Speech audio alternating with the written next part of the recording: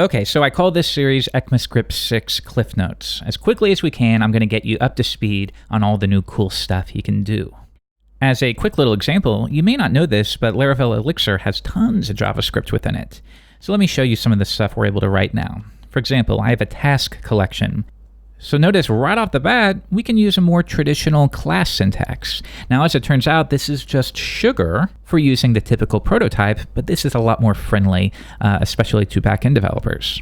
We can import modules. Notice we can now set a constructor. And we even have methods where I'm not constantly rewriting that function, quote-unquote, keyword. And further, I don't have it here, but if I prefix that method with the keyword static, it then becomes a static method, which is cool. Kinda nice.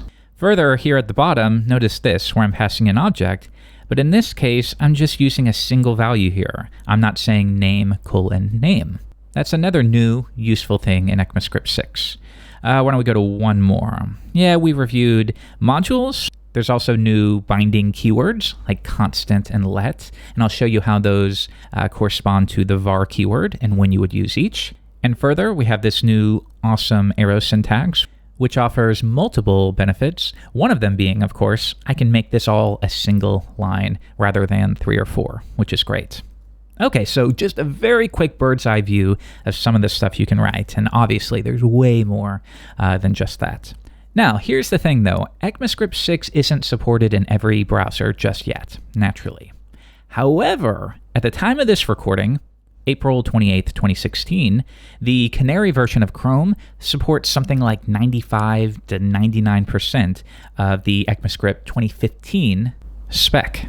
Now, I say 2015. If you're curious what the difference is, as I understand it, it's just sort of a formality. ES6 was renamed to ES 2015, but you know what? Most people still call it ES6, so that's what I will stick with. And actually, on that note, real quick, if you're confused about JavaScript versus ECMAScript, well, ECMAScript is the actual underlying language. So yeah, the core standard language is called EcmaScript, but then you have things like JavaScript and Node.js, and they're almost sort of like implementations or supersets of EcmaScript.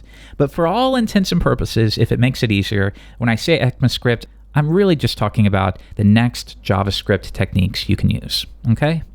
Anyways, if we want to be able to write this new syntax now, all of this cool stuff, but it's not supported in the browser, well, we need to have a middleman. So we need a way to take this new code, compile it down to vanilla JavaScript that every browser understands, and then that is ultimately what we serve in production.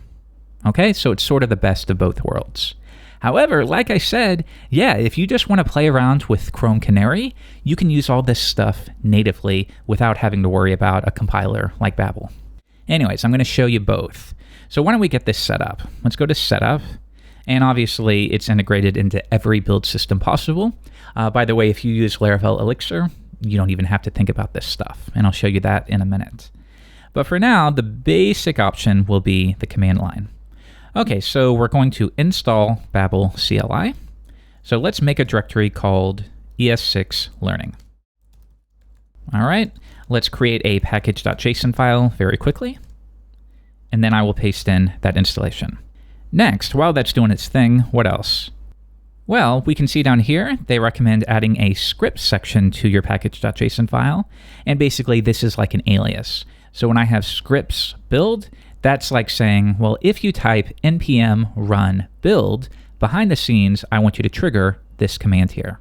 It's just an alias. So why don't we add this? Why don't we use Sublime in this series? And we'll paste this in. Now though, we need to know what this actually does. Okay, we're going to run the Babel compiler on a source directory. So this assumes the folder is named source. Let's go ahead and create that. All right, so now I have a source folder where all of my JavaScript files will go. Next, -d, that's an option for the output directory.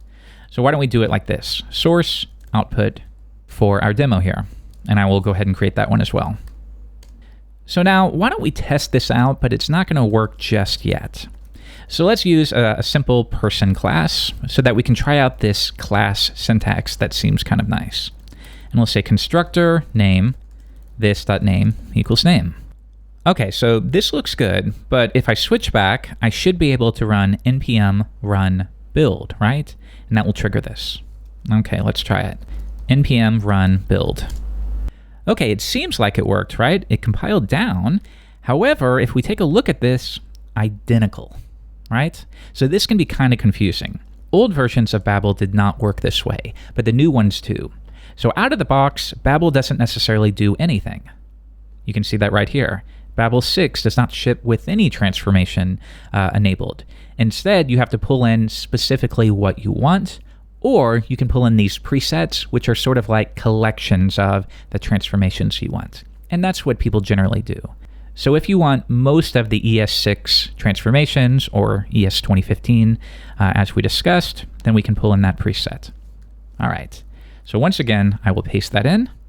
That looks good. And then finally, the only remaining step is, well, yes, we pulled it in, but we haven't told Babel about it. So that's our final step. We create a Babel RC file where we specify which preset we want to use. So I'm going to copy that line, paste it in, and if I switch back to Sublime, yeah, it's pretty simple stuff, right?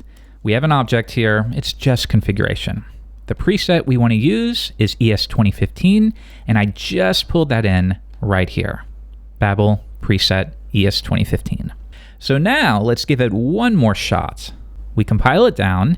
It's now using all those new transformations, so this time it'll look different, and it does. And this will work in any vanilla browser.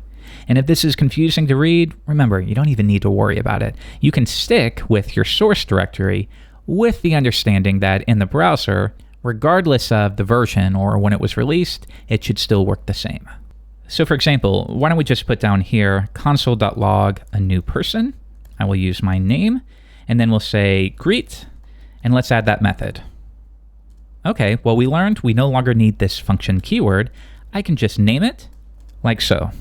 And why don't we return this.name says hello. And in fact, we can actually clean this up a bit more by using template strings, but I'm going to save that for a future lesson. So I will say review template strings if you want some bonus credit. Okay, so one more time, I'm going to compile this down, and then let's create a dummy index file so that we can test this out. Output/person.js, and then we'll say hello world here. All right, does that make sense? So we wrote our source code, we have a class, and then for convenience at the bottom, we new up that class, we call a method greet on it, and we log that to the console. Then within an index.html file, we import the output version. So let's see, I'm gonna open this in my browser, open up Chrome DevTools with Shift-Command-C, and sure enough, that works. Okay, so let me take one more minute of your time. If we were to reference the source directory version of person and give that a refresh, we still get the exact same thing. And just for clarity, I'm using Chrome 49. So yeah, a lot of this new stuff is being implemented by the latest browsers. And like I said, if you get Chrome Canary, it's almost like 99% implementation. So the point you should take from this is, if you just want to play around with things, you don't need to worry about Babel at all. But when you do need to worry about Babel is when you push this up to production and you have no clue which browser will be used to access your site. So yeah, in development while learning, you can use Chrome Canary natively, no problem there. But for production, you'll probably want to use something like Babel. Okay, so that does it for this lesson, sort of the makeshift setup. In the next lesson, if you happen to be a Laravel user, I'll show you what Laravel Elixir provides in terms of all of this setup, and I think you'll like it.